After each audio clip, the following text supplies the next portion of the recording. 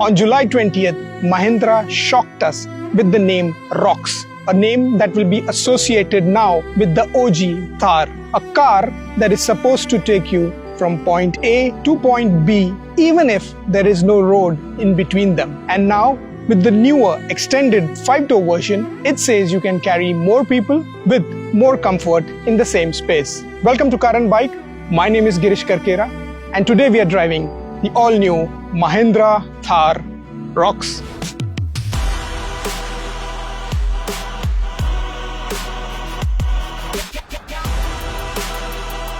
While it bears the name Thar, it has more to do with the positioning and capability of this SUV rather than hardware. So if you park the cars, this 5-door and the 3-door next to each other, you will realize that obviously not only is it longer and taller, but more importantly, it is wider.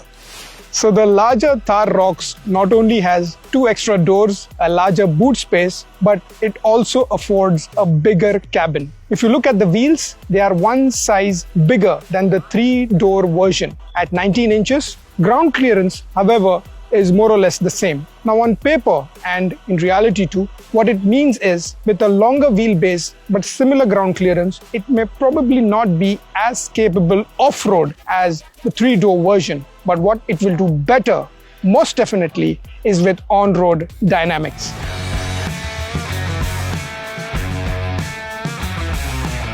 The Thar ROXX looks all new, but there is no missing the inspired design. It gets a different pair of focused LED headlamps with the different C-shaped DRLs. Grille changes to a 6-slat design with a horizontal demarcation. The bumpers look wider, are more elaborate, and turn indicators remain on the fender. Same, but different than the Thar. The resemblance, if any, is more to do with the classic round headlamps and iconic grille design. The latter's history, which most of you, if not all, are already aware of, so we will not dwell into that. In profile, the difference is very obvious. The slant of the C-pillar and the glass area it precedes has met with some criticism as it looks less cohesive, but it probably was warranted to make the rear half roomier. At the rear, you get a door and not a hatch, just like the 3-door Thar. Again, the car is boxy, but it looks well with the classic SUV premise. Now the Thar ROXX has a new platform. Internally, it's called K4, and for the world, it's called Glide. And if you see at the side of the car is where you realize how the extension works. Now the rear door of the car has the door handle towards the C-pillar, and the reason for that was this window could not be lowered all the way. So this part of the window is a fixed glass, and only this part of the rear window rolls down. And that wouldn't afford them a door handle here, which has now gone here on the side. That's how you enter into the rear area of the Thar ROXX. Now, a good thing to notice here though, that the doors open 90 degrees. Now, apart from the size difference to the smaller Thar, a bigger change, of course, is the cabin, not only in size, but in terms of layout. Now, before I start on that, let me tell you about the 6 variants that have been announced so far. It starts with the MX-1 base variant, which comes with steel wheels. Then we have the MX-3, which is where the automatics are started to being offered. Then comes the AX3L, which has the Adrenox system. After that, we get the MX-5, which is where the sunroof, the smaller sunroof finally comes into play. This is followed by the AX5L, which is where the ADAS systems start coming in. And of course, what we have here is the top of the line AX7L, which has every feature possible that you can think of in this price range.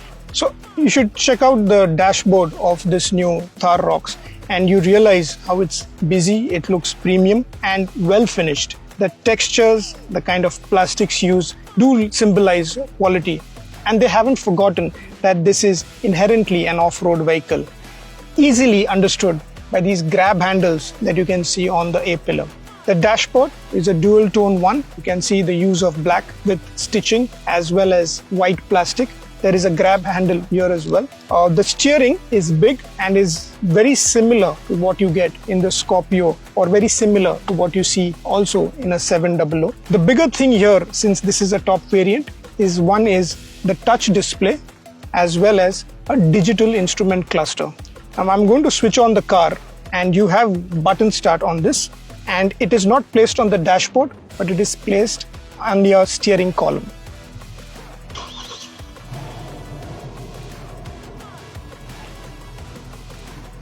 Now this screen in itself is a little clever. The interface looks great. It's a tad bit slow is what I feel, but it's a very familiar one, at least for those who've used Mahindras before. It's the similar system that you also get in the Scorpio N as well as the XUV 700. This unit looks much more modern and progressive. Also, the camera that it comes with.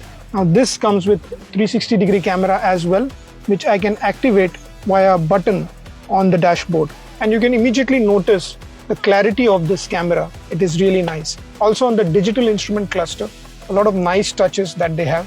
For example, you can change the display to show a lot of information such as fuel or just drive information, or even mirror the navigation. Apart from that, if you look at the center console, 2 cup holders, you also have the electronic parking brake, auto hold. Now this car comes with 4x4. This is the top variant, so you also get it with the 4x2, which is the rear wheel drive only. So you have the additional stick with which you can change between 2 high, which is 2-wheel drive only, which is the normal driving mode. You can change it to 4 high, where it also engages the front wheels, and pull it back, then it goes into 4 low, which you can use for off-roading. It also comes with a crawl 4x4 function, which is really neat. So just like cruise control, where you keep it on a certain speed and the car continues to drive, you can now do the same thing while going off-road, where it will crawl at a very slow speed by itself. So all you need to do is focus on the steering input and the road ahead. By virtue of this being an off-road capable vehicle, the feature you can see here are the adventure stats. Just like in a sports car, you can see your lap times. Here you see your adventure time as well when you're having fun with the car. So there are various functions and performance metrics to see. Engine performance, speedo, tacho, compass and altimeter. You can get off-road stats, which also give you the amount of roll and pitch that the car is going to. Shows you also the tire direction and the compass altimeter. Lap info in case you get into any competitive arena with this car. And there is also a custom option which allows you to change and show what data that you want to see. A big concern for early adapters of the Thar 3-door was that there was not enough room at the rear, of course, and also the access. Now the access bit, as I told you, has already been solved. And this is a proper rear bench. There's seems to be enough room for 3 abreast. The floor, as you can see, is flat, and that's very convenient. Apart from that, seat seems plush. Again, leatherette seats. No ventilation here. There is a center armrest with cup holders. You have storage spaces on the doors, although they're not big storage spaces. So that is one miss, that you cannot even keep a bottle in the doors, or there is nothing to be stored here. AC vents at the rear. There are no controls for the fan, but I think the AC should be fine given that we are in a hot and humid Kochi, and it seems to be working just fine. For those who buy the top AX7L trim, there is panoramic sky roof to enjoy. But apart from that, legroom seems decent, and even for an average size guy like me, I am around 5'8", and there seems to be enough headroom as well as legroom, and just about adequate under-thigh support, so long distance journeys could be a bit more comfortable. Unlike a lot of cars, although we have 3 seats, they've also given 3 headrests, so third passenger also can enjoy more comfort and more convenience. There are also 3-point seat belts for all the rear passengers and isofix seat mounts for child seats. This apart from the 6 airbags, which is now standard across the range. Now there are clever bits at the rear. I like the way how this seat has been scooped out from the rear so that it offers more legroom. Also, they have storage space for the phone along with a Type-C USB charger, which is pretty handy. Just like the front seats, the rear seats can also be reclined in the Thar ROXX, and there is a 60-40 rear split for the backrest. So it gives you more room for luggage in case you need it. Apart from that, the rear luggage, which is bigger than the 3-door Thar, is around 644 liters. Of course, this is the volume of the entire section up to the roof. There is no parcel tray being offered in the Thar ROXX. And just like the Thar 3-door, the 5-door Thar ROXX also has a split rear door divided into two sections. The lower section pulls out as a door and the upper portion goes up like a hatch.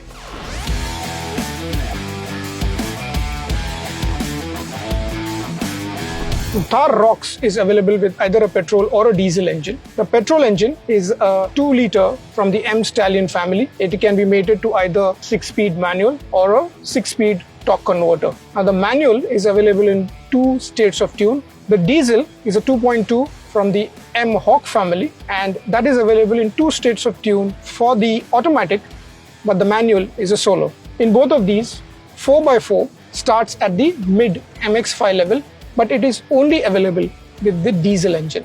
So what we are driving here today is the top diesel version.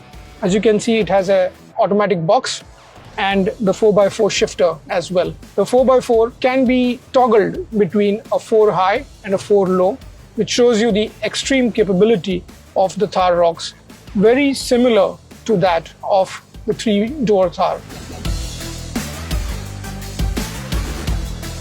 The engine is super smooth, and we've experienced this actually a shift in the refinement of Mahindra cars right with the introduction of the new Thar a few years ago, and that has sort of carried over in all their models. They have done a lot of things to improve the overall rigidity of the chassis.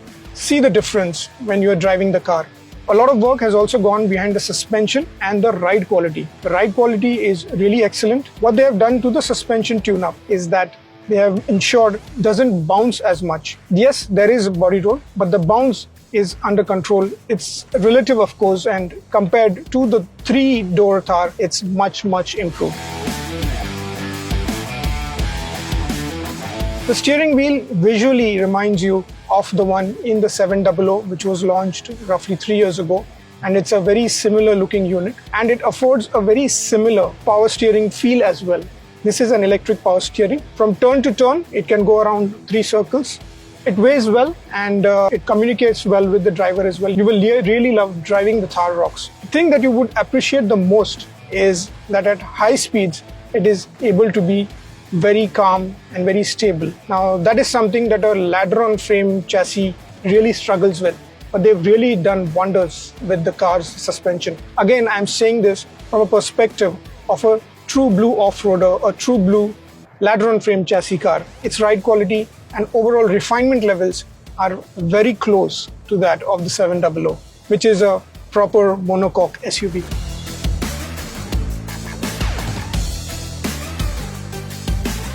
Now, there is no fuel efficiency figure given for this car, but on the display, it is showing us around 9 kilometers per liter. Maybe the real world figure may differ a bit from that. If you're driving the new Thar ROXX, then there is an obvious comparison to its siblings. To drive, this is very similar to the 3-door version. Now, compared to the Scorpio N, which I think is a more obvious competitor for this car, this feels less regal than that. Now, with the Scorpio, since you're sitting higher and it has a tall stance, it gives you a much more higher perspective of what is around you, gives it a more regal stance than what this can offer. But again, the Scorpio N can be a tad big for a lot of people who want to use an SUV on a daily basis. And that is something where this Thar ROXX comes in, because it is slightly smaller in size, it feels more cohesive, and it affords a nice image for its owners. While it may not be as tall as a Scorpio N, what the Thar ROXX is able to do is give you the proper SUV stance from a driver's point of view. You can see the bonnet ahead, it's nice and flat and long. Overall visibility is pretty good. The rear view mirror is spot on and very clear. It is auto dimming. The vertical door mirrors are pretty handy, and these of course are auto fold as well. In case you are in a tight space, this comes with 360-degree camera in the top spec, which is great for overall visibility, and the resolution of the camera is pretty nice. Driving in traffic, not a problem. The car feels effortless and you can easily snake between traffic and tight spaces. even building speed is not much of a problem. The car comes with level 2 ADAS, which means it has adaptive cruise control. You can even set the distance between the car in front of you, and it has 3 levels for that. So it also has steering assist. So in case it feels like you are swaying away from the lane, the steering wheel will give a slight shudder. So rear seat in the Thar ROXX, they seem to have solved that problem. Access from the rear door, of course, but the seat itself feels like a proper SUV seat. You're sitting high, the seat is wide enough for 3 people, and as I mentioned earlier, but on the move, how does it feel? Well, the ride quality at the rear is similar to what you get at the front. It's very supple at low speeds and very pliant at high speeds. So you're not bouncing around all the time like in a short wheelbase vehicle. In terms of creature comforts, well, this is not a luxury vehicle and a lot of action happening at the front. At the rear, well, it just kept plain and simple. You may have to use your phone to keep yourself entertained. But apart from that, if you want to have a sound sleep over a long distance, well, you won't have much of a problem in the Thar ROXX. Despite this being a quintessential off-road kind of vehicle, a ladder-on-frame chassis vehicle, but still it offers loads of comfort at the rear. Now, at the time we made this video, the entire price range was yet to be announced. What we know is that it starts at just under 13 lakh rupees and goes up to 19 lakh rupees. The price for this top diesel automatic variant was yet to be announced, but we reckon it would be in the region of 20 to 21 lakhs ex-showroom. In that case, we realize how this simply overlaps the Scorpio N in terms of pricing. Now, when the Thar was launched, it was an instant success. It was mainly because it offered the option of a quintessential SUV that would also be a practical daily runabout. It was indeed an offering unlike anything. However, many of the early adapters of the Thar had 2 major concerns. One was the accessibility of the rear seat, and second was a boot that was big enough for their everyday needs, which is not a surprise that some of them decided to part ways. Now, does the Thar ROXX solve those shortcomings of the Thar 3-door? It definitely does. But is it still a quintessential off-roader? Well, with a pinch of salt, it's almost as good as the 3-door Thar. So in terms of packaging, it's more rounded than its abridged version, which makes it even more interesting. More features, refined, and definitely a more practical everyday car. It probably is not as personal as a 3-door Thar can get, but it caters to a wider audience and makes it much more relevant to us. Cliched as it may sound, this Thar really rocks. If you have any more questions around the Thar ROXX, do leave us a comment. If you like this video, do share it with your family and friends, and do not forget to subscribe to our Car and Bike channel.